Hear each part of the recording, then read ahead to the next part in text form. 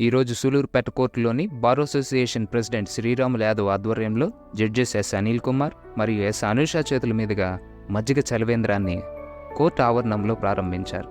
ఈ సంవత్సరం ఎండలు బాగా ఉన్నాయని, కోర్టుకు వచ్చిన కక్షిదారులు దాహం తీర్చుకోవడానికి ఇబ్బంది పడుతున్నారని, ఎండాకాలంలో ప్రజల దాహార్తిని తీర్చడానికి మజ్జిగ చలివేంద్రం ఏర్పాటు చేసినట్లుగా తెలియజేశారు.